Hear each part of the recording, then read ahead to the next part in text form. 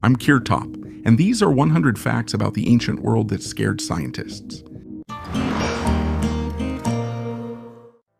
A UFO on the cover of an 18th century book, the discovery of a UFO image on the cover of Johann Funk's book, published in 1716, sparked massive debates among ufologists.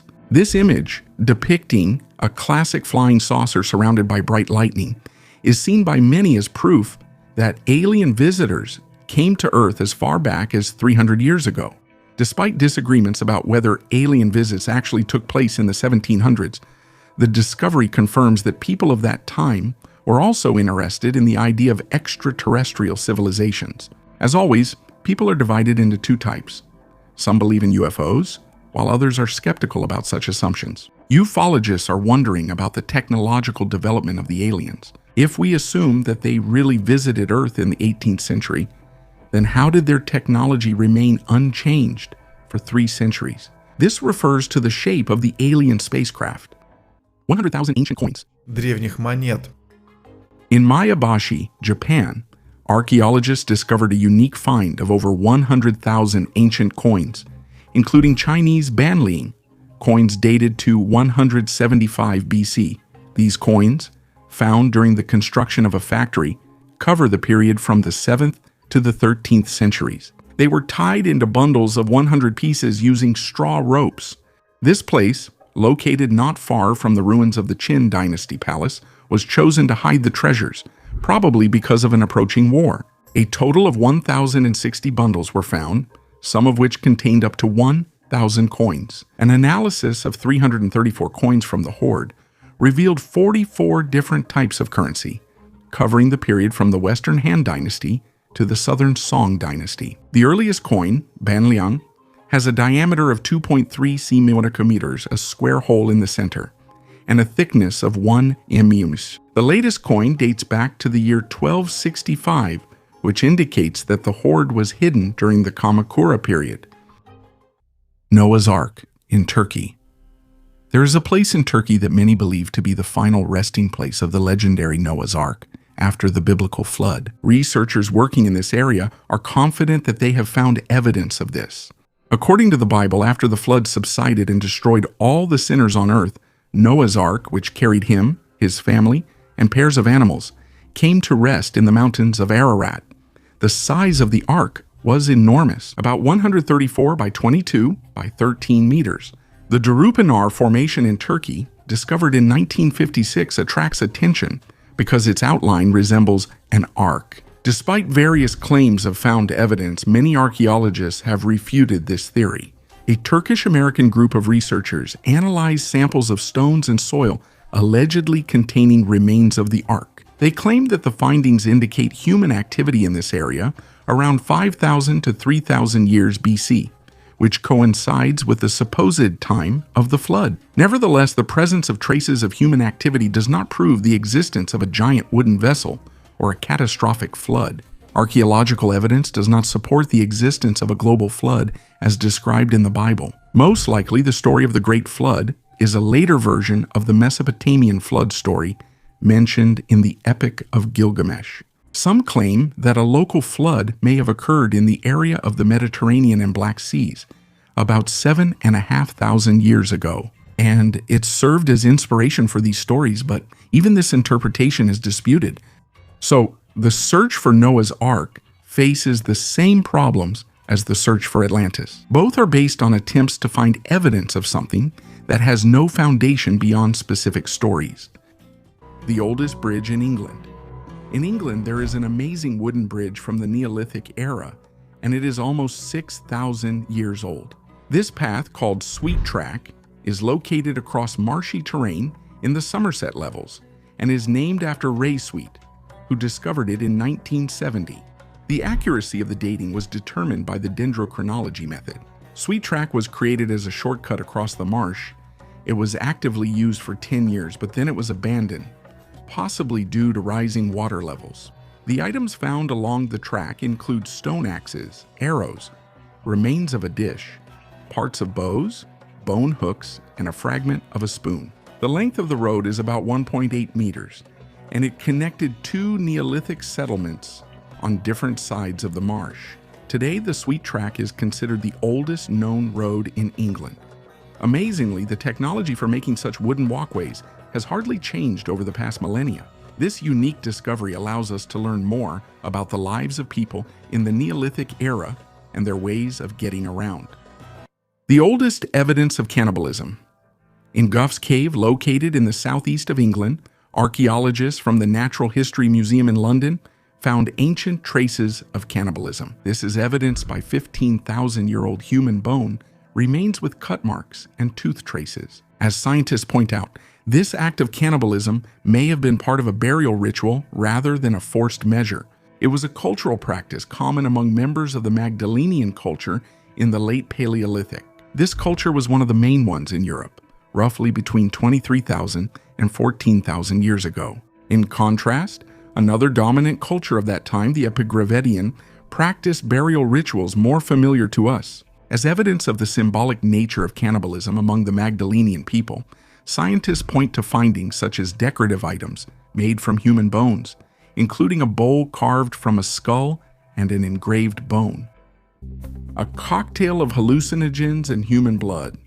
Analysis of an ancient vessel dated to around the 2nd century BC revealed traces of an unusual cocktail consisting of various hallucinogens, hallucinogenic plants, alcohol, honey, and human bodily fluids. Scientists believe that this strong drink was used in religious rituals dedicated to the deity Bes, a figure resembling a combination of a dwarf and a cat, who was attributed with protective qualities in ancient Egypt. The unique feature of the vessel is its design. It is made in the shape of Bes's head. Scientists suggest that because of the protective significance of the figure of Bes, a drink from such a vessel could have been considered medicinal. An analysis of organic substances in the vessel kept at the Tampa Museum of Art showed the presence of the plant Paganum harmala and the water lily Nymphea caerulea. In addition, the drink contained alcohol made from fermented fruits, honey, and possibly royal jelly. The presence of human proteins was also noted, which may indicate the addition of breast milk, mucous membranes, or human blood. The mystery of the forbidden book of Enoch. There is one book in the world that is considered forbidden among all believers. All the churches in the world don't even want to say the name of the forbidden book out loud. This book holds many secrets and has become surrounded by a lot of legends. And now it's already hard to say what was true and what wasn't. The Book of Enoch is an apocryphal text dating back to the 1st century.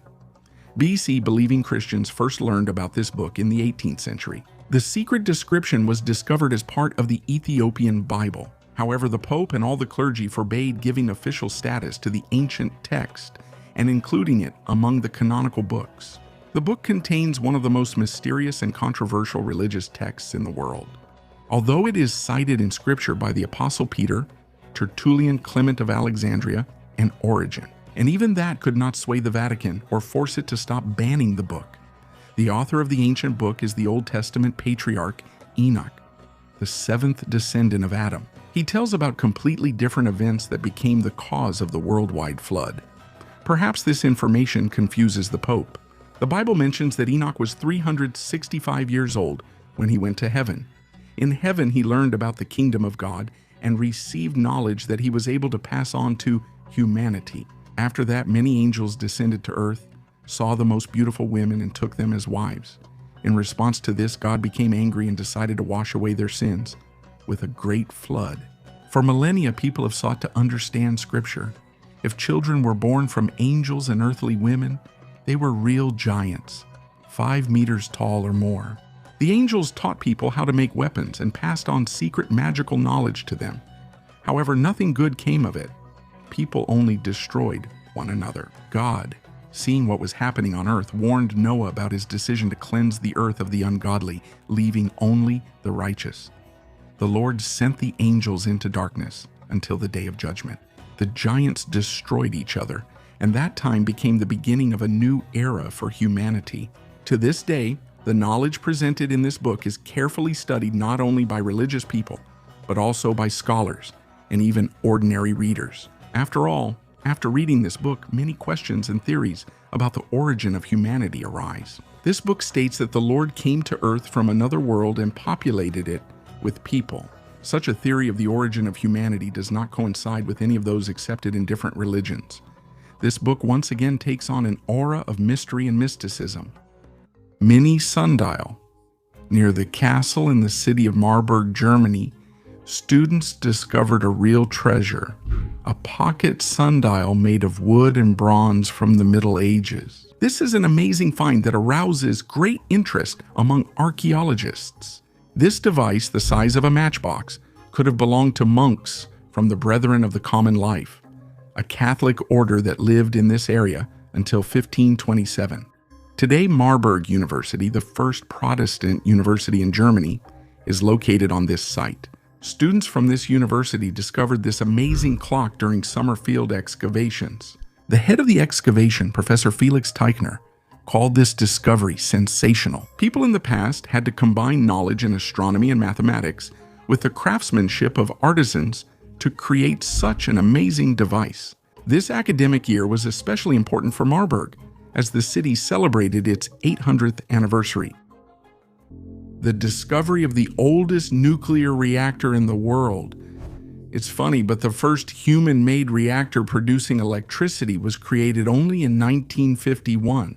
But the Oklo rock in Gabon was already generating nuclear energy 2 billion years ago. The story of the discovery began in 1972 when French scientists took a sample of uranium ore from a deposit in Gabon to test its uranium composition.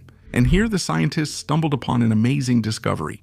The uranium sample contained less uranium-235 than usual. This meant that somewhere in the mine, about 200 kilograms of uranium-235 had disappeared. As it turned out, the missing uranium had undergone nuclear fission and split into other atoms. It turns out that nature accidentally created a nuclear reactor that operated under very specific conditions necessary for sustained energy release. And this really happened. First of all, there was enough uranium-235 in the ore to sustain the reaction. Secondly, uranium-235 naturally decays, releasing a neutron that initiates the fission process. And finally, there was enough groundwater at the reactor site to slow down the neutrons and regulate the reaction. A jar of cream and a pair of worn women's panties. At Taubart Square in London, archaeologists found an intriguing set of artifacts. A jar of cream and women's panties were lying at the bottom of a ditch. It might seem like nothing unusual, since any girl could have dropped such things from her purse. But the girl dropped this set not yesterday, not last year, and not even 100 years ago. These artifacts are more than 2,000 years old. In the years 120 to 150 AD, there was a small ancient Roman town called Landonium in this place, and now there is a huge modern metropolis here. The archaeologists immediately opened the jar and saw white cream inside with a fingerprint on it. It was as if someone had used this cream just yesterday. After analyzing the contents, they were able to determine the composition. It was animal fat, starch, and tin, and there were no scents of lavender or chocolate in it. 2,000 years ago, this kind of cream was used to moisturize the skin of the face and hands. It makes you wonder what brand of cosmetics an ancient Roman lady used back then. But the second find is even more interesting. These are women's panties that look very similar to modern bikinis or thongs. Could it be that more than 2,000 years ago, ladies preferred this kind of underwear? This set was found in 1953 at the bottom of an ancient well. As I mentioned earlier, they date back to the 1st century AD. Most likely, some of you are very familiar with the history of ancient Rome and know perfectly well that back then, no one wore underwear. And you would be right. Such underwear was not used every day. Girls wore it while performing various gymnastic exercises. This is confirmed by the mosaic at the Villa Romana del Casale. Del Casale in Sicily, dating back to the 4th century AD, to perform complex acrobatic tricks, the girls needed at least minimal clothing. Besides performances, women in ancient Rome used such panties during their periods, placing pieces of folded cloth or wool inside. Here's another example of an ancient Roman mosaic, gladiator fight from the Villa Borghese, Rome, 3rd century AD. Have you ever wondered what the battlefield in Rome sounded like? Healing rituals.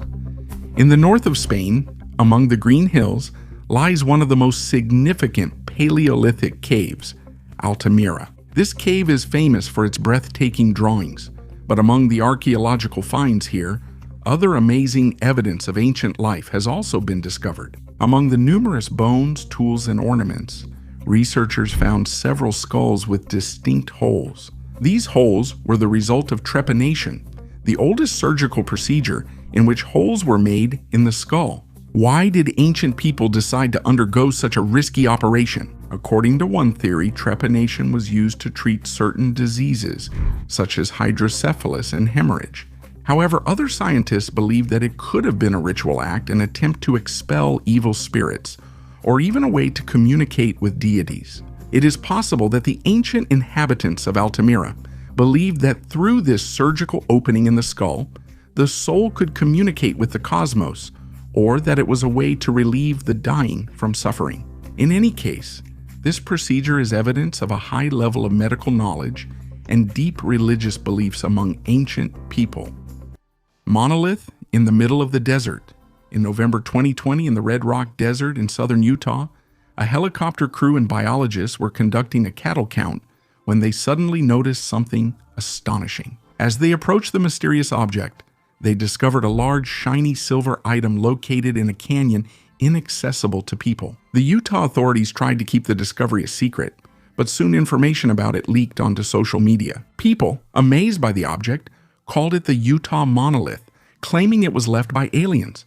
The mysterious metal monument, which appeared in the middle of the desert, became a subject of fantasy and imagination for people who believe in the existence of more intelligent civilizations living on other planets. It was assumed that this monolith was left by an alien spaceship so that they could have a way to contact us. Many were convinced that the monolith was built from extraterrestrial construction materials. The material has unique properties not found in nature on our planet. The metal and ceramic composite is capable of absorbing radar waves. It is known that a similar alloy may be used in alien ships that possess anti-gravity properties. Some are convinced that the U.S. government not only knows about these materials, but also uses the remains of alien ships to create next-generation weapons. Experts thoroughly examined the monolith to determine the type of metal and also tried to find cavities in the mysterious object. Despite all the theories and discussions on social media, scientists are convinced that the monolith was created by humans and was possibly placed in the canyon simply as an expression of artistic beauty. The treasures of Atlantis beneath the Sphinx. Egyptologist Roman Orikoff, a member of the International Association of Egyptologists, commented on the low probability of discovering secret chambers and the treasures of Atlantis beneath the Egyptian pyramids. He pointed out that the pyramids have been studied for centuries, and if there were anything there, scientists would have found it long ago. The topic of secret chambers beneath the pyramids and sphinxes in Giza emerged thanks to the American mystic Edgar Cayce in the early 20th century. And although excavations were attempted in the past, nothing of the sort was discovered. Now, the Egyptian authorities prohibit such research, which confirms the absence of hidden chambers. The Egyptologist also emphasizes the differences in the concept of treasure between the present and the past. For the ancient Egyptians who lived in conditions where the main clothing was a loincloth, modern ideas about treasures don't reflect reality. The theory of Egyptologist Farouk El-Baz about the natural origin of the Great Sphinx is mentioned separately. Construction expert Fedor Vasilyev considers it logical, noting that the main material of the sculpture is limestone, which by itself is too strong. In his opinion, erosion could have only formed the general outline, and further detailing was done by ancient craftsmen. I told you about this in the previous video. Matriarchy in Crete. Scientists studying the Minoan civilization noted that in Crete, women were depicted as strong and influential, unlike men. This may indicate a matriarchy in their society. The Minoans, who lived on Crete, were known for their advanced trading skills as well as the expansion of women's rights during the Bronze Age. Professor John Younger from the University of Kansas noted that women in Minoan frescoes and pottery are depicted in luxurious clothing and jewelry, while men are shown in a simpler manner. Notice that even today, women generally appear more attractive than men. Minoan women actively participated in public events and religious rituals, rather than being confined to traditional domestic roles. Scholars suggest that the worship of the goddess in Crete could be evidence of a matriarchy. The figurines of the snake goddess and the fresco of the woman in blue confirm the important role of women in Minoan culture. The presence of a pool in the central areas of the palaces shows that women were treated appropriately during menstruation, unlike other ancient peoples. Mesopotamian clay balls. Clay balls that are more than 5,500 years old are still shrouded in mystery. These artifacts, ranging in size from a golf ball to a baseball, were found in Choga Mish in western Iran in the late 1960s. About 150 of these balls were discovered in total, which only adds to the intrigue surrounding their purpose. For a long time, the prevailing theory was that the balls were used as a kind of record-keeping tool for economic transactions. This assumption was based on the discovery of a 3,300-year-old ball containing 49 pebbles in cuneiform writing describing a transaction with a shepherd. However, the specific function of these balls remained a mystery. In 2013, using computed tomography and 3D modeling, scientists looked inside the balls. It turned out that they contained tokens of various shapes, which could have served as numerical markers for tracking goods. Researchers are trying to understand the system of grouping these tokens inside the balls. One of the surprising discoveries indicates that some tokens were wrapped in cloth and placed inside a ball, then covered with a liquid similar to bitumen. Some balls had tiny channels, possibly for thin threads that could serve as external markers and provide information about the contents. Similar objects have been found in different cultures of that time, including Scotland, where more than 400 carved stone balls from the Neolithic period have been discovered. What else do you think these mysterious artifacts could have symbolized? Share your guesses in the comments.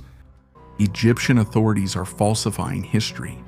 For decades, archaeologists have complained that the authorities in Egypt do not allow excavations. They claim that the Egyptian authorities selectively grant permission to study the ancient world. Getting permission is almost impossible. Only some archaeologists from the United States manage to get access to excavation sites. And even then, these are not archaeologists who follow the official version of history. Mostly, these are employees of certain secret organizations and secret societies. It seems to me that these are representatives of a certain global elite who want to gain access to ancient artifacts all over the world. As soon as something remarkable is found in Egypt, the site is immediately closed. The press is not allowed to cover the events, and the excavation site comes under round-the-clock police control. It's no coincidence you've heard about discoveries in Egypt on my channel.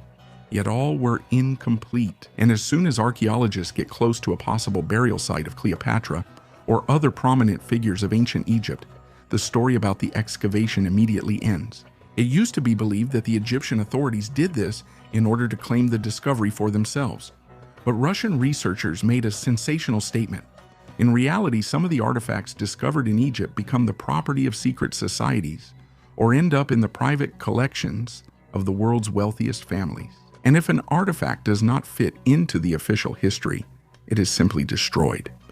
One of the cases observed in the tombs looked like this. In one of the tombs, there were many ancient figures on the walls and images of gods and people, but only the gods appeared intact, while the heads of the people were smashed and erased. The destruction occurred not centuries ago, but in modern times. Images of the borders of Egyptian women's and men's dresses were erased, as if someone intentionally tried to remove the ornament, even though the dresses themselves remained visible. Archaeologists have also witnessed how, during restoration work, Egyptian workers would chip away ancient frescoes with chisels and create new ones using stencils instead. So why are ancient frescoes being destroyed? Why are statues being demolished? Why is the destruction of so many ancient sites attributed to terrorist groups, as was the case in Iraq and Afghanistan? Why does the so-called world government try to hide the real history of humanity? And how do the richest clans on Earth add to their ancient collections? I will try to gradually answer these questions in the next videos. For now, I will tell you the continuation of the story about Notre Dame Cathedral. The Wicker Man.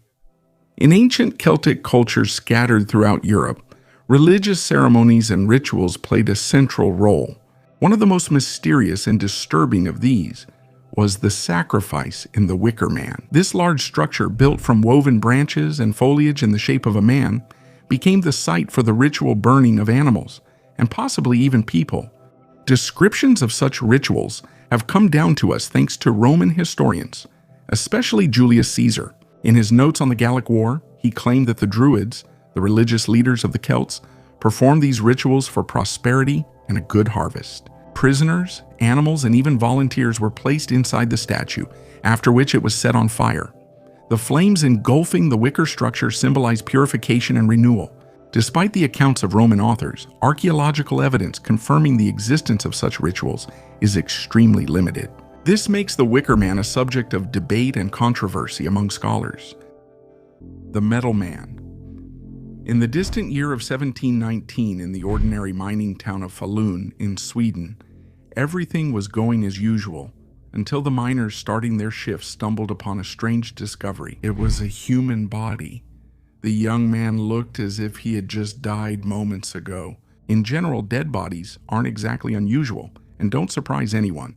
But this dead man turned out to be made of both flesh and metal at the same time. It was as if every millimeter of his body had been treated with something and coated with the thinnest layer of metal. Even a skilled craftsman couldn't do something like that because every single hair on his body was covered with metal. The mine management didn't know what to do with such an unusual find. The corpse was put on display in the local museum, where visitors saw the unusual exhibit as a miracle, believing that the man had been made of metal even while he was alive. Almost like the Tin Woodman or a Terminator.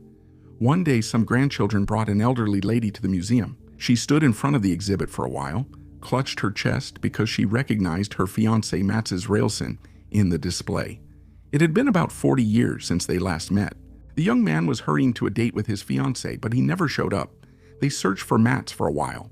Gradually, his parents calmed down and accepted it. His friends forgot about him. The girl married someone else. Most likely on his way, he encountered criminals who killed him and threw his body into a mine shaft. Really, the body should have been buried, but the local authorities realized they could make money from this.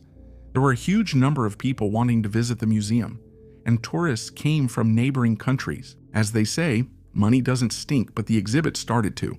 The metal layer began to thin and evaporate due to exposure to air, and the organic matter simply started to decompose. In 1749, the body was buried, but 10 years later it was dug up again and returned to its original place. Only in the 1930s was it finally buried for good, leaving a wax copy in the museum. But it turns out, the victim of a random killing is not the only such case. There were other discoveries as well, representing a combination of organic matter and metal. In science, this phenomenon is known as pseudomorphism. This is an effect where some minerals replace others while preserving their external shapes. It's problematic to reproduce this in a laboratory. It's too expensive, time-consuming, and pointless. The case with Mats went down in history precisely because of the scale of the process, which affected a human body rather than the remains of a small animal, an insect, or a shell. The wrong prayer. In the quiet reaches of Israel, on the grounds of an ancient monastery near Jerusalem, archaeologists discovered something unusual, a stone block containing an ancient text that is about 1,500 years old. This artifact contains a passage from Psalm 86, known as the Prayer of David. Surprisingly, the text was in ancient Greek, which was the standard language for recording the New Testament at that time. Visually, this stone stood out with a carved cross. What surprised scholars even more was the prayer's inaccuracy. Where it should have said, "Hear me, Lord, for I am faithful to you," it was written, "Jesus Christ, protect me, for I am poor and in need." Most likely, the author made a mistake because of his imperfect Greek, preferring his native Semitic language. The place where it was found, the monastery in Hyrcania, was built on the ruins of a fortress that was erected 2,100 years ago by the Hasmonean dynasty. Under the rule of the Byzantine Empire, the monastery flourished, continuing its existence even after the arrival of the Rashidun Caliphate. Among other valuable finds, there is a gold ring with turquoise, probably intended for a child. The ring is decorated with the Arabic inscription Mashallah, 2,000 seal impressions. 2,000 seal impressions. Archaeologists discovered an ancient archive in Delish, Turkey, with more than 2,000 seals used for sealing documents. Dalihi was an important city during the Roman and Byzantine periods in northern Syria and was famous for its religious diversity. The seals depict deities important to the city, including Jupiter Dolicinus. According to scholars, this discovery provides a key to understanding the religious life of the ancient inhabitants. The remains of the archive are a massive structure made of limestone blocks, indicating the presence of several floors. 200-year-old wine.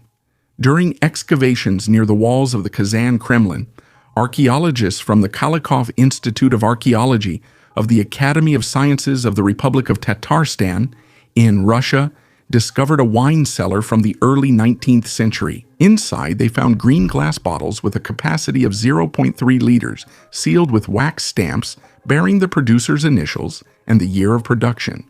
Most of the bottles were broken, but 2 remained intact, and one of them still contains liquid. Scientists determined that the bottles were produced in 1814-1815 at the Shiryatinskaya glass factory in the Yegoryevsky district of the Ryazan province. It is believed that the wine cellar belonged to the church of Paraskeva Pyatnitskaya, and the wine was used for church rituals, particularly for communion. This archaeological find will be sent for chemical analysis to determine the composition and properties of the ancient wine beverage. Engraving on the knife. Archaeologists in Denmark have discovered a runic inscription on a knife dating back almost 2,000 years, which they believe to be the oldest runes in the country. The inscription was engraved on an 8-centimeter iron knife found in a grave under an urn near the city of Odense on the island of Funen. The inscription consists of 5 symbols, about half a centimeter high and 3 grooves, forming the word Kyrilla, which in Old Norse means a small sword. This find, along with the previously discovered bone comb, is among the oldest runic inscriptions ever found in Denmark. Jakob Bonde, curator of the Odense City Museum, and the archaeologist who made this discovery, initially thought it was an ordinary knife. However, after cleaning it with chemicals, it became clear that it contained tin. It's like receiving a note from the past. This is an exceptional find for us and speaks to the development of the early Scandinavian language. The inscription most likely refers to the knife itself, not its owner, about whom nothing is known. This knife is 800 years older than the Jelling stones in Jutland, one of which King Harold Bluetooth used in 965 to commemorate his parents. A computer that is 2,500 years old. The Aegean Sea, April 1900. Just 100 meters off the coast of a small island, divers discovered the site of an ancient shipwreck at a depth of 45 meters. For 2 years, researchers and archaeologists studied the wreckage, among which they found part of a metal box encrusted with corals and created in the 2nd century BC. This device is the first mechanical computer ever discovered by mankind. The mechanism is 1,500 years older than any similar artifact and contains dozens of gears that control the device. It is believed that the analog computer could have been used to predict astronomical events. Ancient Greece, as it turns out, had knowledge of mechanics and could create such a device, which completely changes our perception of history. It is believed that the ship set sail from the shores of the island of Rhodes, since this place was considered a haven of advanced technology at that time. Poets of ancient Greece repeatedly mentioned in their works statues that came to life, capable of freezing in place or starting to move, as if life had been breathed into them. It is quite possible that this was not just a literary device, but the first prototypes of robots created by humans. The Greeks claimed that they received knowledge from gods who descended to them from the heavens. It is possible that in this way they explained encounters with aliens who decided to share their technologies with humanity. Traces of opium dating back 3,500 years. Archaeologists in Israel made a sensational statement. Bronze Age people who lived in the Levant used psychoactive substances. In 2017, during excavations in the tombs of Tel Yehud, archaeologists unearthed clay pottery, but the analysis was only conducted this year. The study of such excavations is very similar to a forensic examination at a crime scene. The analysis of 22 clay items was carried out using equipment that is used by the police. People who used opium in the Bronze Age could never have imagined that they would be studied by police officers from the 21st century. The gas chromatography and mass spectrometry analysis conducted in the study showed that 8 of the vessels contained opium alkaloids derived from the poppy plant. The vessels contained morphinin, which is derived from morphine, as well as opianic acid and other compounds found in the chemical signature of opium. Based on this, we can conclude that the ancient Canaanites were familiar with the psychoactive properties of the poppy plant. The ancient Egyptians might have used opium as an offering to the afterlife, or priests used it to summon the spirits of deceased relatives. As early as the 1960s, experts first suggested that such jars were used for making opium. Their long necks resembled an upside-down poppy head. The first written mention of opium was found on 3,000-year-old Sumerian clay tablets, where the drug is referred to as gil, which means happiness. This is far from the first discovery confirming that people used drugs in ancient times. Archaeologists have repeatedly found traces of marijuana, which was most likely used for religious rituals. A 5,000-year-old ancient ziggurat. Siok is an archaeological site located in the city of Kashan in Iran. The locals considered it a cursed city that should be avoided. However, a severe flood that occurred in 1930 helped to reveal the history of the hills, which began around the 3rd millennium BC. The structure itself is a ziggurat, a stepped religious structure in ancient Mesopotamia, made mostly of clay. Ziggurats were the first centers of science and human history, where priests observed the celestial bodies and the workings of the universe. It is believed that the oldest ziggurat is located in the suburbs of the city of Kashan in central Iran and was built around the 3rd millennium BC.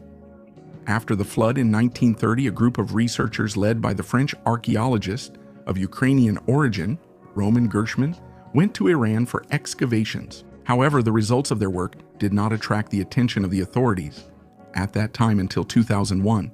According to the estimates of the researcher Gershman, this ancient civilization is about 10,000 years old. The structure is in poor condition, like many other ancient ruins in Iran. Siok was built by the Elamite civilization, one of the oldest civilizations in history, located in southwestern Iran. The Elamites built 4 ziggurats, including Siok.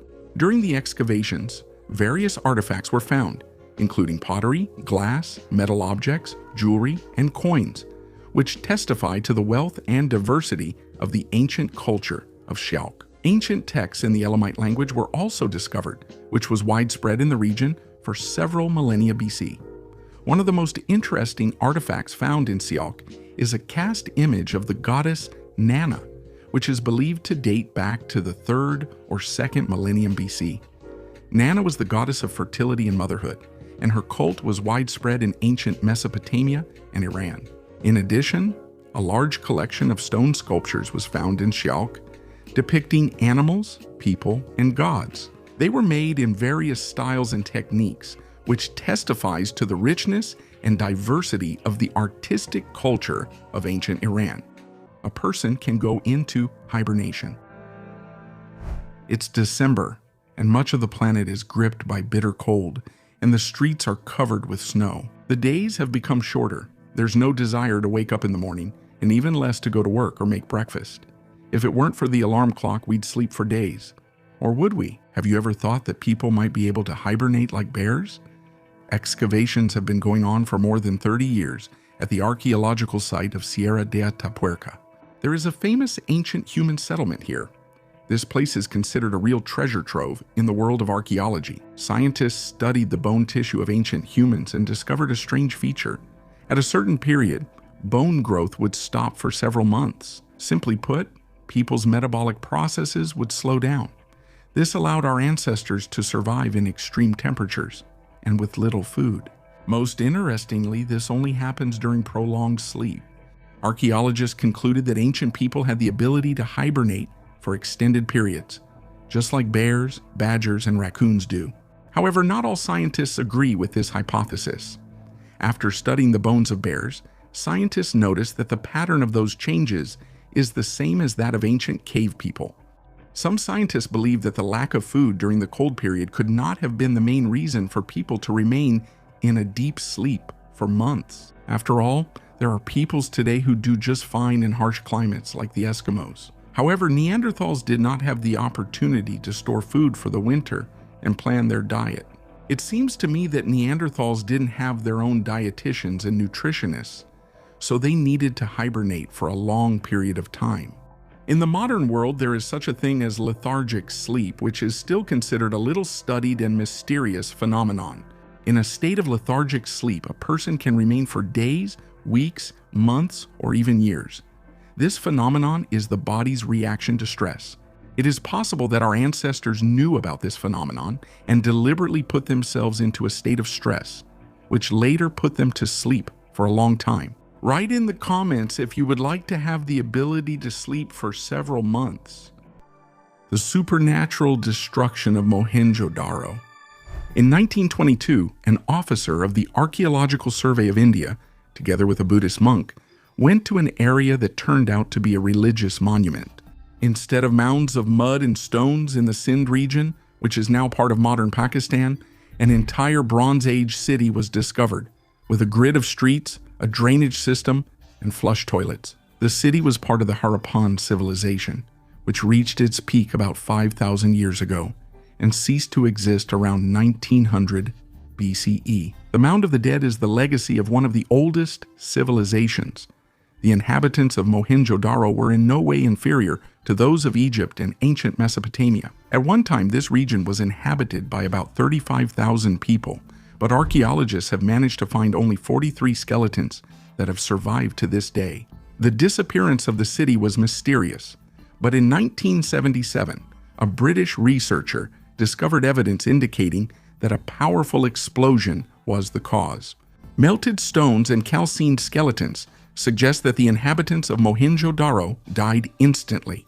In 2014, a doctor of mineralogy conducted a series of analyses and tests which makes it possible to claim that Arab civilization had ties to aliens. This is shown not only by the advanced development of the local people, but also by the fact they were burned at temperatures of several thousand degrees. There are no volcanoes here, and there were no technologies capable of reaching such temperatures.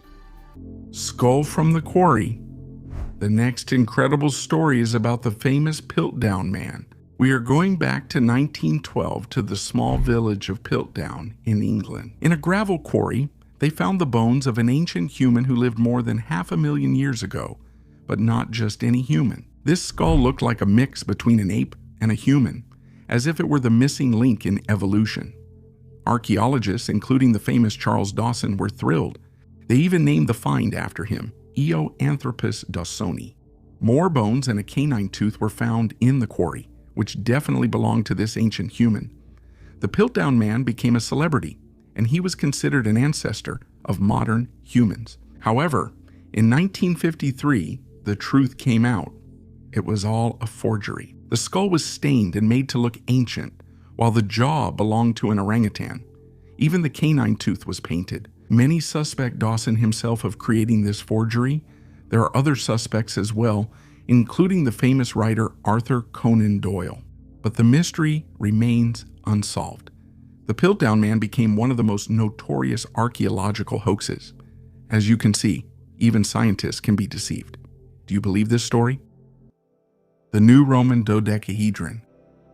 In England, amateur archaeologists have discovered a unique dodecahedron from the Roman era. This find, made in a farmer's field in Lincolnshire, is a 12-sided metal figure about the size of a grapefruit.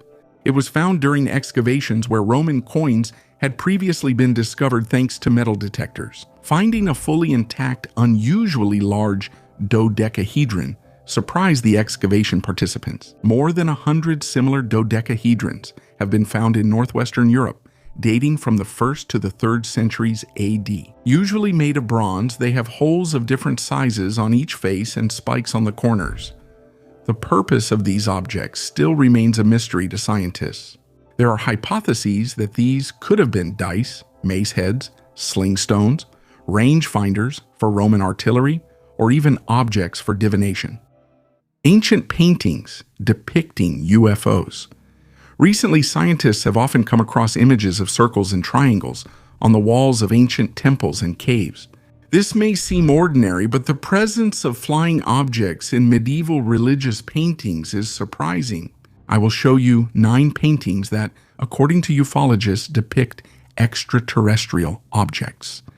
The Annunciation with Saint Emitius, 1486, painting by Carlo Crivelli. The ray of light from the sky in the painting is traditionally interpreted as a divine message. However, some ufologists see a UFO in this image. The Crucifixion of Christ, 1350, painting from the Serbian monastery Visoki Dečani. In the painting, 2 objects can be seen in the air that resemble flying machines. The official version says that these are the moon and the sun, although in peasant tradition they are not deified. The Ascension of Christ, 1710, a work by Aert de Gelder, kept in Cambridge. It depicts a disc-shaped object illuminating John the Baptist and Jesus Christ. Some believe that the artist might have conveyed hidden knowledge about UFOs. Madonna with Saint Giovannino, 15th century, by Domenico Ghirlandaio. In the painting, a flying object is visible above Madonna's shoulder, and a man with a dog is pointing at it. The tapestry, Triumph of Summer, 1538, created in Bruges, kept in the Bavarian Museum in Germany. The tapestry depicts 3 disc-shaped objects, which ufologists interpret as UFOs. The Miracle of the Snow, 1428-1432, work by Masolino da Panicale. The painting depicts an event from 4th century Rome where disc-shaped objects can be seen in the sky. Israel, Trust in the Lord, 17th century A painting from the Dominican monastery in Sighisoara, Transylvania. It shows a giant disc-shaped object above a burning church. The Glorification of the Eucharist, 1600, painted by Bonaventura Salimbeni. The painting depicts Jesus Christ and God the Father with a globe, which some researchers interpret as a time control device.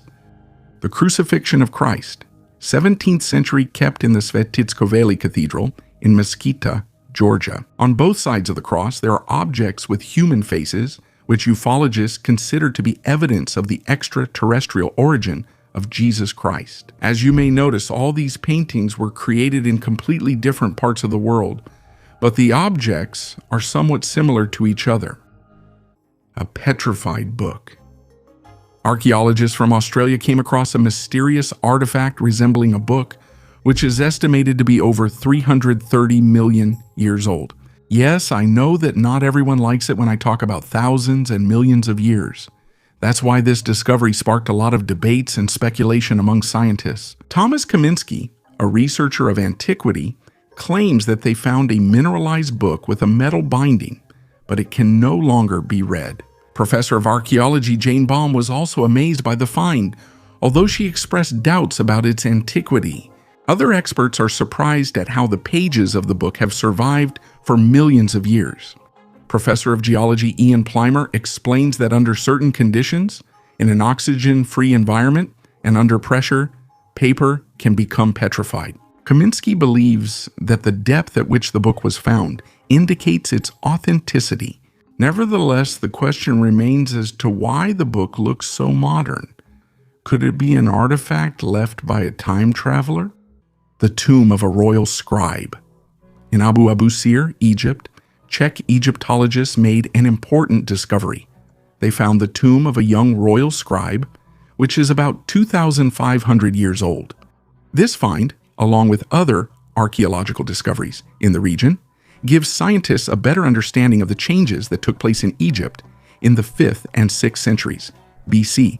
The tomb belonged to a man named Jehutimchat. He lived during the time of the Persian invasion of Egypt. Only the underground shaft of the tomb has been preserved, at the bottom of which, at a depth of 14 meters, there is a burial chamber built of limestone blocks. Inside, there is a stone sarcophagus with relief decorations, hieroglyphs, and images of ancient Egyptian gods. According to Vladislav Barish from the Czech Institute of Egyptology, the burial chamber is decorated in the traditional style of that time for important people, although Jehutimchat himself was only a mid-ranking official. The inscriptions on the walls were meant to ease his journey to the afterlife and ensure eternal bliss. They mainly contained religious texts, the names of his parents, and specific phrases, including spells for protection against snakes. However, despite the magical texts, Jikutimkat's tomb was almost empty when it was opened, as it had been looted around the 5th century AD. The era when the tomb was built was a time of civilizational decline and social upheaval.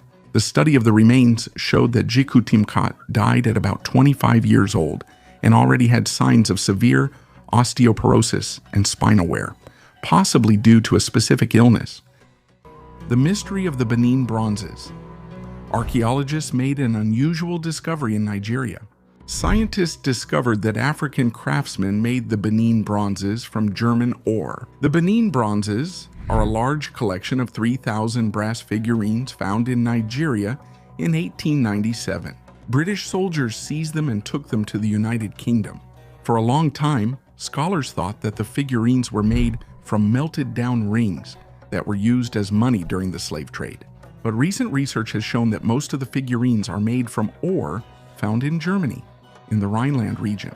African metalworkers made the figurines in the 16th and 17th centuries. Scientists analyzed the metal rings that Europeans exchanged for gold, ivory, and slaves in Africa. Researchers compared these rings and the Benin bronzes and found that they were made from the same ore. This discovery helps scientists better understand the history of the slave trade and learn more about how Europeans influenced African art.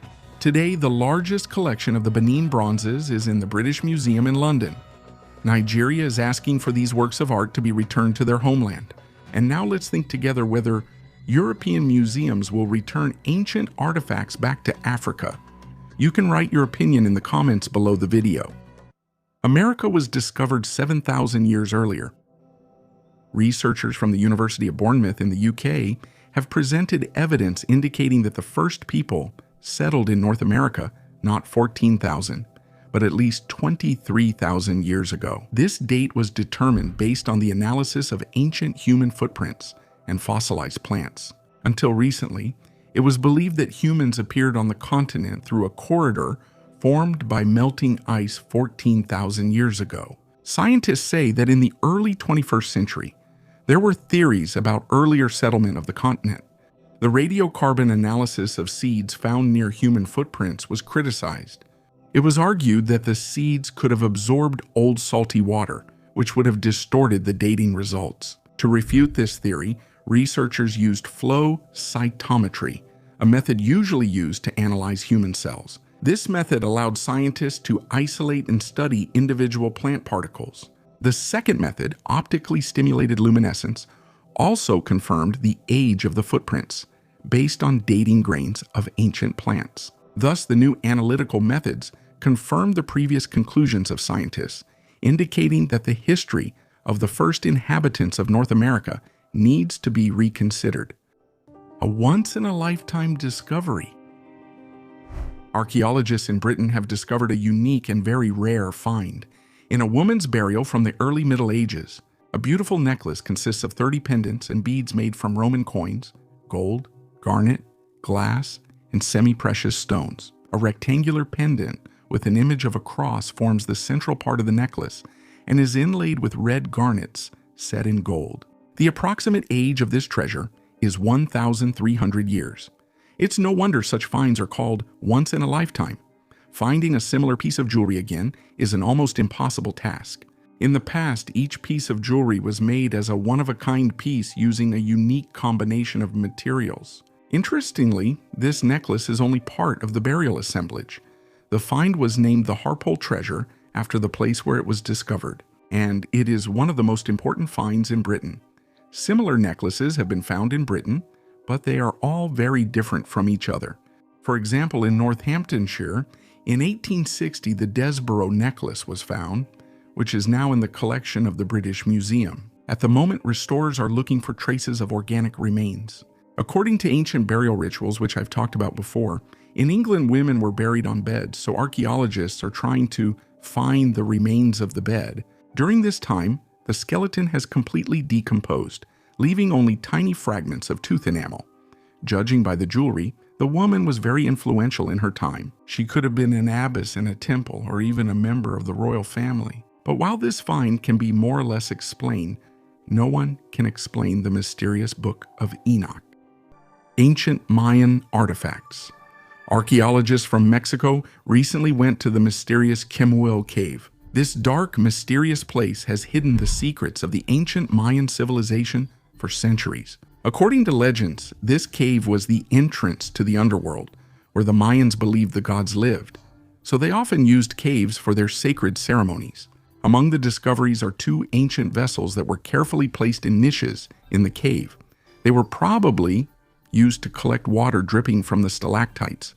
Such water was considered sacred. Another item, a tripod bowl, was found upside down and placed under stones. This suggests that it might have been part of a ritual, a sacrificial offering to the gods. Ancient campaign slogans. In ancient Pompeii, archaeologists discovered unique campaign slogans. They date back more than 2,000 years. These inscriptions might have belonged to Aulus Rustius Verus, who was running for the position of aedile, an office responsible for maintaining city structures. What is unusual is that the slogans were placed inside the house, rather than outside as was customary at that time. Scholars have suggested that this might indicate that Verus was hosting a dinner in his house to bribe voters, and the slogans served as part of the decor and as a reminder of his candidacy. The discovery shows how important it was for candidates to win the trust of citizens, even if it meant resorting to bribery. Considering that the house of Aulus Rustius Verus was one of the most luxurious in Pompeii, and that he had close ties to the imperial dynasty, scholars believe that he did indeed become an aedile. Turtle Boy and his story. George Williams, known as Turtle Boy, was born in 1859 in Arkansas with peristomatic dysplasia, a type of dwarfism. He was only 45 centimeters tall, and his body was characterized by curved bones, giving him an unusual appearance. At the turn of the 19th and 20th centuries, Williams gained popularity by performing at fairs and in museums, especially at Huber's Museum in New York. Although he did not look like a turtle, his image was often complemented by a shell in posters and advertisements. Williams did not limit himself to the role of an exhibit. He actively performed, showcasing his talents. He played the harmonica and the flute and also had a pleasant baritone voice. Williams had a special passion for billiards, where he proved himself to be a true master. At the peak of his career, George earned $75 a week, less than many of his colleagues. Perhaps it was because of the racial prejudices of that time. Nevertheless, Williams led a full and, by all appearances, happy life. He became the owner of a farm in Illinois. In 1920, after an incident with a wheelchair in New York, Williams made the news by filing a lawsuit against the city, which, however, he did not win. That was the last mention of him in the media. The details of his later life and death remain unknown. A monastery in Sudan, decorated with Christian frescoes. Archaeologists from Poland discovered a mysterious complex of rooms with Christian frescoes in the medieval monastery of Old Dongola in Africa. This city was the capital of Makuria, one of the well-known African states that became Christian in the 6th century. The scientists were studying houses from the 16th to 19th centuries and accidentally found a church with beautiful frescoes and inscriptions in Greek and Old Nubian. Under one of the houses, they discovered a secret passage leading to a room with amazing frescoes on the walls. On the walls were images of the Virgin Mary, Christ, Archangel Michael, and a Nubian ruler. The unique feature of this painting is that the ruler bows and kisses the hand of Christ, while Archangel Michael protects them with his wings. Such a scene has no parallel in Nubian painting. Another unusual fresco is the image of the Virgin Mary, dressed in dark clothes, holding a cross and a book. Christ on the opposite wall is also holding a book and giving a blessing. Interest in the history of ancient African civilizations and cultures is growing, and discoveries like this are becoming a kind of key to understanding the past of this continent. Now, scientists want to find out what these mysterious rooms were used for and how exactly they were connected to the lives of people at that time. Perhaps in the future, archaeologists will be able to uncover even more mysteries related to this amazing complex in Old Dongola and other African states. Preserving these findings and continuing to study history and culture is vital for passing knowledge of ancient civilizations to future generations. That's why our channel exists, and I recommend subscribing and clicking the bell so you don't miss any new videos. An Acheulean hand axe with a fossilized mollusk was found in England. This unique hand axe dates back to the Acheulean era, about 1,950,000 years ago. This artifact is interesting because of the fossilized mollusk on its surface. Scientists from Cambridge University studied it and concluded that the tool does not differ in shape or manufacturing method from other Acheulean hand axes found in Britain. The hand axe measures 13 by 8 by 3.5 centimeters. It was previously assumed that the ancient craftsmen left the fossilized mollusk because of its aesthetic value. However, researchers think this was impossible due to the hand axe's fragile material. Ancient fortress in the Oasis. In the Khaybar Oasis in the desert of Saudi Arabia, scientists discovered an ancient fortress wall dating back more than 4,000 years. This gigantic structure is 14.5 kilometers long and 5 meters high, with about 180 bastions, of which only 6 kilometers of the wall and 74 bastions have survived to this day. Radiocarbon analysis of charcoal remains from the excavation site indicates a period between 2,250 and 1,950 BC. Remains of pottery were found on the wall, which confirms its antiquity. Archaeologists believe that this wall was used for several centuries before it was abandoned. The wall was presumably used for protection against nomad raids, marking territorial boundaries, and protection from floods. This indicates the transition of the local population to a settled way of life. The construction of such a giant wall required significant resources. About 250 people worked on it for 4 years, using 164,000 cubic meters of stone and brick. The discovery of the wall was made possible thanks to satellite images, which opens up new horizons for archaeological research. Brewers of the Wari culture. The ancient Wari culture, which preceded the Inca civilization, flourished in the Andes of Peru for hundreds of years. A noteworthy fact was discovered by a researcher from the University of Florida and the Field Museum in 2005. Wari brewers were women, and not just ordinary workers, but members of the upper class, distinguished by their exceptional beauty. These talented women brewed chicha, a traditional alcoholic beverage made from corn and the fruit of the Peruvian pepper tree, which has a history of 1,000 years. The lost treasures of Tutankhamun. Discovered in 1922, the tomb of Tutankhamun astonished people with its incredible artifacts, but many of them have disappeared. It is said that some of the pharaoh's treasures may have been taken out by Howard Carter, who led the excavation. At a recent conference in Luxor, Egyptologist Marc Gabault from the French Paul Valéry University presented the results of his research. Based on photographs from the 1920s, Gabault compared artifacts with museum exhibits and auction lots. One example is the magnificent collar of Tutankhamun, which is now fragmented and scattered around the world. Gabault claims that its parts are in the Nelson Atkins Museum in the United States. In addition, beads from this collar were reworked into a necklace, which someone unsuccessfully tried to sell in 2015. Other finds include beads from the pharaoh's headdress in the St. Louis Museum and jewelry in the British Museum.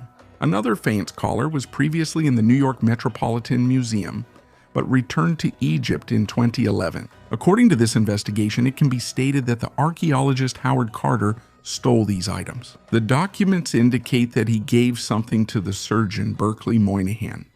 The treasures of Ghana.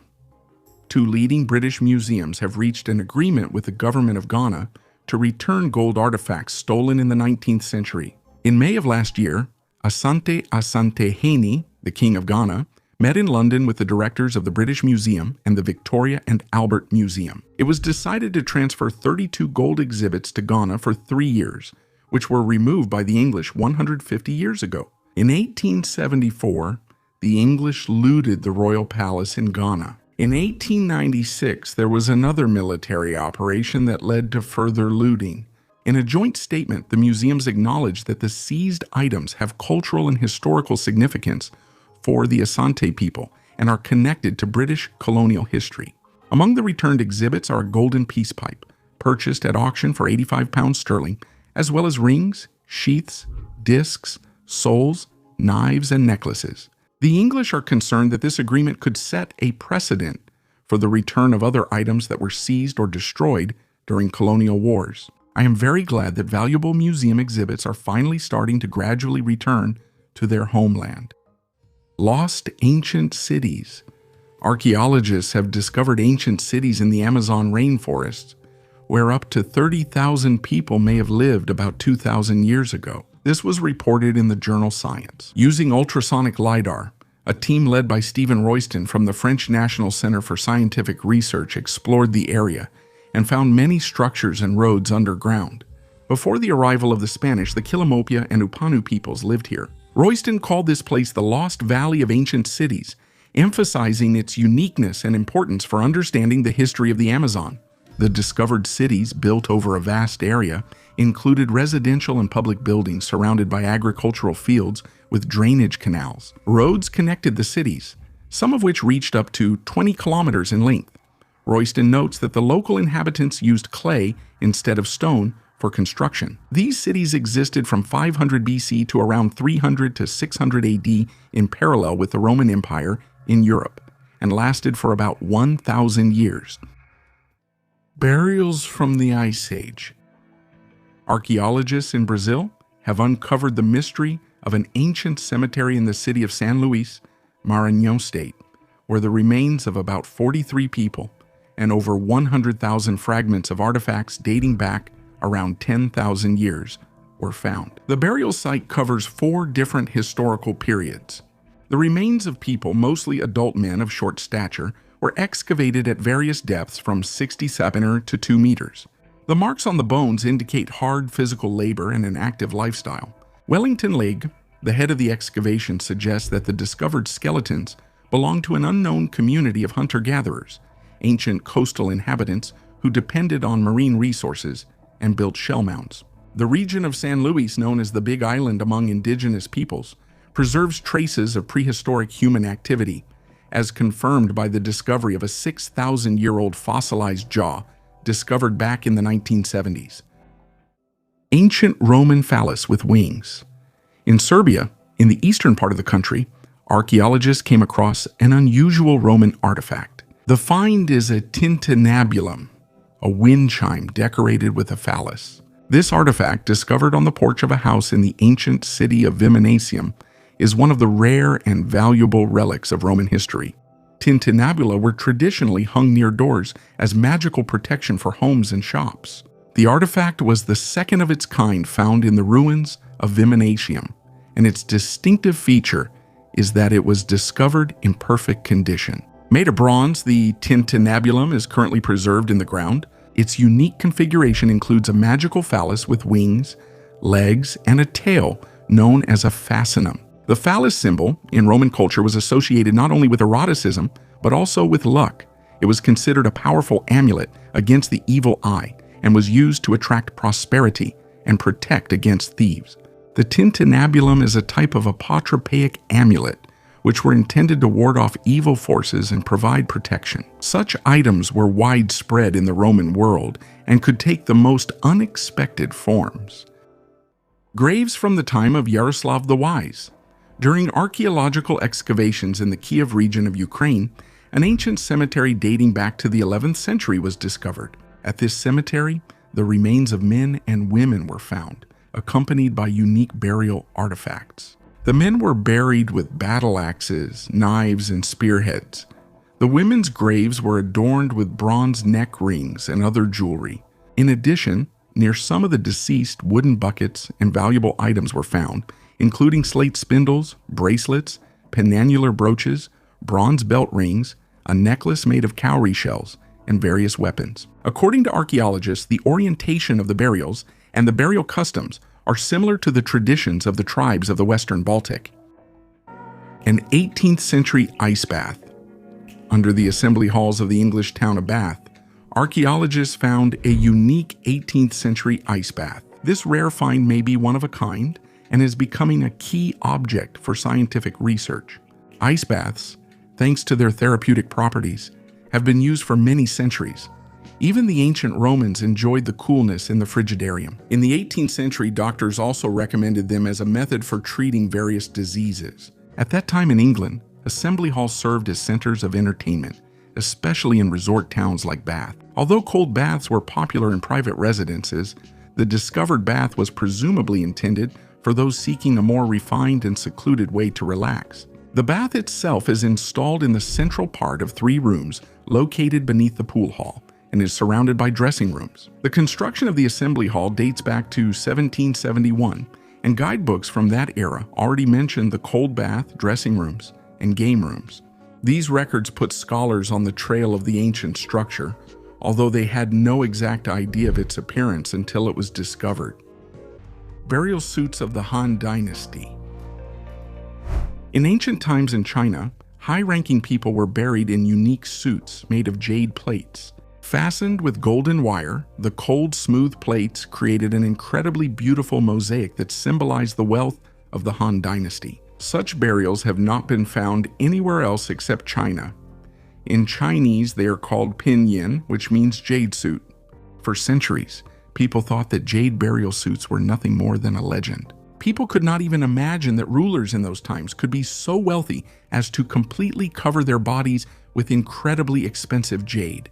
But the discovery in 1986 confirmed that these were not just legends described in old texts. This discovery became a sensation not only for China, but for the whole world. At last, archaeologists managed to confirm that the rulers of the Han Dynasty were buried in jade suits. The Han Dynasty was extremely powerful and ruled from 206 BC to 220 AD. It is one of the most iconic Chinese dynasties, and today the Han people remain the main ethnic group of China. The tombs of the Han Dynasty rulers changed the understanding of Chinese burial practices.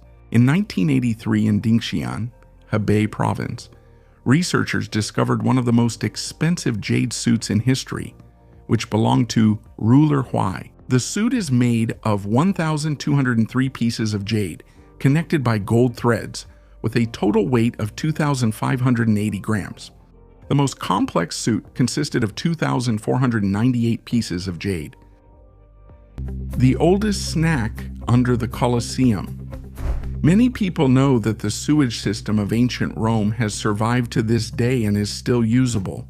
Nowadays, it's unlikely that any of you would want to study the sewage system, but archaeologists have been doing this for a long time.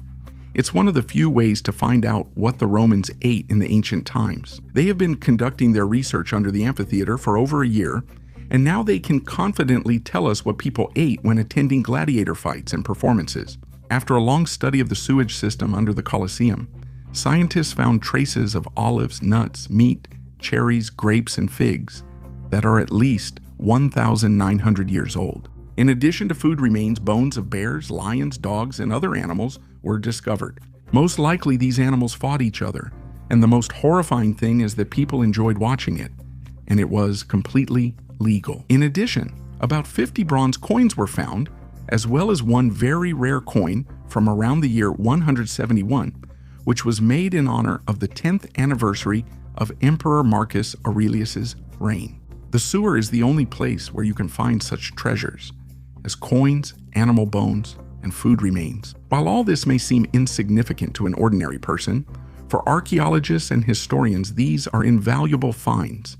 After all, their value is not measured in monetary terms. Judging by the animal bones, not only lions and bears took part in the fights, but also small dogs, chickens, and even pigs. Perhaps they were used as food, and people were interested in watching a hungry lion tear apart a pig and swallow small dogs. For many people, the Colosseum is associated only with gladiators and animals, although in reality a variety of events took place there. Fire shows, mock naval battles, and much more. The last documented event in the Colosseum took place 1,500 years ago, and around that time the British built their first private bathhouse. The Maya and extraterrestrial civilizations. How can we explain the existence of artifacts depicting spaceships, a calendar that still works today, and perfectly smooth crystal skulls? And all this comes from a civilization about which official history says something different. The secret might lie with extraterrestrial visitors. Yes, you heard that right. One of the Maya gods, Kukulkan, whom the Aztecs knew as Quetzalcoatl, was supposedly an alien from another planet. He taught the Maya such complex sciences as agriculture, mathematics, medicine, and astronomy. And the Maya also knew about planets that were only discovered several centuries later. In the 1930s, scientists in Guatemala discovered a sandstone head, which can no longer be studied because it was used as a target during the military operations. But it adds even more intrigue to our story, because its facial features are nothing like those of the Maya or other peoples of that region. Did you know that many Maya books said to have been burned actually ended up in the Vatican? It was these books that were used to create the Gregorian calendar, which is now used all over the world. All these facts only confirm that the Maya could have communicated with an extraterrestrial civilization. The mystery of the Etruscan tomb. A new discovery awaits us in Italy. In central Italy, in the city of Volci, scientists discovered a unique Etruscan tomb from the 6th century BC, which had remained untouched for a long time. Many ceramic vessels and a dish with a brazier were found in this tomb. During the excavation, scientists found 2 heavy stone slabs that covered the tomb. Behind them was a room carved into the rock, where about 30 ceramic vessels in excellent condition were found. A bronze brazier with coals and skewers, which still had pieces of meat on them, was also found in the tomb. It is likely that a woman was buried here, since no weapons were found, but a spindle was discovered. The woman's remains were cremated and placed in a special pot that the Etruscans used to store ashes. The city of Volci was a thriving center of trade and crafts until it was destroyed by Rome in 280 BC. The city fell into decline and was later abandoned. Many tombs were looted by marauders searching for valuable items, so finding an untouched tomb is truly rare. A medieval gaming piece. In Bedfordshire, England, archaeologists discovered a gaming token from the Middle Ages. This item, about 6 centimeters in diameter, is made from the lower jawbone of cattle. Its front side is decorated with concentric circles and a ring and dot design. Chips of this type were used in board games where players threw dice and moved the chips along the markings. Such a game was popular among the Romans and was called ludus duodecim scriptorium. The term tabulae comes from the Latin tabula, which meant board. Archaeologists note that it is difficult to determine which game the found chips belong to due to the lack of preserved game boards. But the connection to this place and the style of decoration suggests that the chip was used for playing tabulae in the Middle Ages. Where did all the trees go? I will tell you about the importance of protecting nature using one island as an example. Easter Island is located in the southeastern Pacific Ocean and is known for its unique statues. But today, it appears to us in a different light. Once this island was covered with lush, green forest. But with the arrival of humans, it lost its original appearance. The first inhabitants of the island were Polynesians, who settled here despite the distance from the nearest continent, Chile. At one time, the island's population reached 15,000 people, which, given its area of 160 square kilometers, amounted to 94 people per square kilometer. The main ecological disaster for the island was the clearing of its forests, which consisted of the unique Pascalococcus disperta palms. Gradually, the settlers destroyed the forest to clear land for agricultural needs and to build canoes. With the deforestation, soil erosion began, which led to its depletion and degradation, completely stripping the island of its fertility. After the forest was cut down, the remaining soil became fragile and vulnerable to tropical rains, losing its nutrients. This led to Easter Island losing most of its endemic species, except for the sedge Scirpus californicus. Today we are faced with an example of how careless treatment of nature can lead to irreversible consequences. However, reforestation efforts have already begun on Easter Island, which gives hope for its revival. The mummy of Hannah Beswick. The fear of being buried alive is not just myth and legend. Taphophobia, or the fear of premature burial, troubled the minds of many famous people such as Chopin and Gogol. However, the story of Hannah Beswick, an 18th century resident of Failsworth, is particularly striking. Hannah was shocked by the incident with her brother John, who narrowly escaped being buried alive. He was found in a cataleptic state during his own funeral. This incident affected Hannah so much that she took unusual measures to protect herself from a similar fate. She turned to Dr. Charles White to make sure she was truly dead before burial. Dr. Charles White, known for his interest in pathological anatomy, made the unusual decision to embalm Hannah's body. He removed all the internal organs and replaced them with a preserving mixture. In this way, he ensured that Hannah would not come back to life in the coffin. However, after Hannah's death in 1758, her body was not buried. Rumors said that Dr. White used the money left for the funeral for his own purposes. Hannah's body was kept for a long time in an unusual container, inside the case of a large wall clock, and later it was transferred to the Manchester Museum of Natural History. Only more than 100 years after her death in 1868, Hannah Bestwick was officially declared dead and buried in the Manchester Cemetery. Interestingly, after her burial, many claimed to have seen her ghost, but it never harmed anyone. The friendship between ancient Egyptians and aliens. The topic of the connection between ancient Egypt and UFOs is a subject of interest for many researchers and enthusiasts of paranormal phenomena. Many facts remain speculative, but there are also details that defy logical explanation. In some temples and pyramids, you can find drawings that resemble modern representations of UFOs. The most well-known example is the depiction on the walls of the Temple of Ramesses II at Abu Simbel. On one of the walls, researchers discovered an image of a flying saucer with a rounded shape and strange aerodynamic characteristics. Among other confirmations, there are numerous papyrus records dedicated to UFOs. One of them translates as, "and a fiery circle appeared in the sky. It had no head, but a terrible stench came from its mouth. Its body was huge, and it was voiceless." A bit scary, isn't it? Similar records also belong to a chronicler who lived 3,500 years ago. He said the sky was covered with fiery discs, but the pharaoh stayed calm and kept the warriors from fleeing, and the flying objects vanished instantly. Concepts such as winged shields and fiery discs are repeatedly found in ancient Egyptian written religious sources. Iron was hardly mined in ancient Egypt and was a rare metal, but writings often mention iron thrones, scepters, and clothing intended for the pharaoh. The sun god was dressed in metal attire and sat on a throne of iron and fire, which also sounds quite strange. Special attention should be given to the Abydos hieroglyph discovered in the hall of the mortuary temple of Pharaoh Seti I. Here, ufologists noticed a helicopter, a submarine, a glider, and an airship. For a long time, the photos of the discovery were considered to be fake, but soon their authenticity was confirmed. There were suggestions that the inhabitants of ancient Egypt were able to look into the future. Other scientists believed that aliens travel through time and simply told them about the events of the 20th century. Skeptics categorically reject such ideas, believing that the images are the result of two hieroglyphic inscriptions overlapping after the plaster between them was damaged. There is also another no less astonishing drawing where a flying disc drops an aerial bomb, but critics also have their own logical explanation for this. This find is 800 million years old.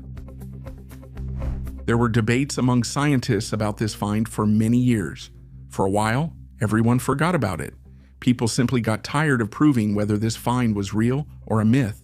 Some diligently argued that the woman was real, while others claimed it was a lie. However, now people are talking about this beauty again and are trying to prove that the woman belonged to some very ancient civilization. Well, let's go through everything step by step. Miners in the area of the village of Rzhavchik in the Tsulsky district of Kemerovo region, Russia, were working at a depth of 72 meters, and at the bottom of the mine, they discovered a strange elongated object about a meter wide and more than 2 meters long. It looked like a sealed box, and at first glance, nothing seemed unusual. They brought the marble coffin to the surface and tried to open it. Let me remind you, the find was discovered at a depth of 72 meters. For several days, the strong miners tried to open it. Inside, they found a young woman, tall, beautiful, with open blue eyes and delicate skin. Her hair was chestnut red, and her nails were neatly trimmed. She was immersed in a transparent bluish liquid and looked as if she were sleeping, not dead. Quite an interesting parallel with the previous story, isn't it? The woman was wearing a dress, but no underwear. People from the entire village came to see her, and even visitors from nearby towns arrived. To get a better look at her, they took her out of the liquid, and before their eyes she began to turn black. In a short time she already looked like an ordinary old corpse. The scientists who arrived at the site immediately realized that such a discovery could completely change the history of humanity. After conducting radiocarbon analysis, the scientists determined that the woman was placed in a marble coffin and buried during the Carboniferous period of the Paleozoic era, millions of years before the appearance of dinosaurs, long before the formation of coal on the planet. That is why the coffin became embedded in a coal seam and ended up so deep underground. They called the woman the Tsoil Princess. It is said that after this event, the site was sealed off. The military arrived, completely buried the mine, and closed off access to the area. The 6 miners who discovered the princess died under strange circumstances, as often happens. There are rumors that similar burials were found near this place, but nothing is known about them anymore. Even if this particular story is fictional and nothing like that ever happened, it's all just tales from the local villagers. However, there really are many stories about other discoveries that are hidden, that disappear, that people try to interpret in completely illogical ways. So that means there is someone who tries to stick to the official story. Do you think that the story of the Tsoil Princess could at least partially be true? Write your opinion in the comments below the video. Thank you for watching. Goodbye, everyone.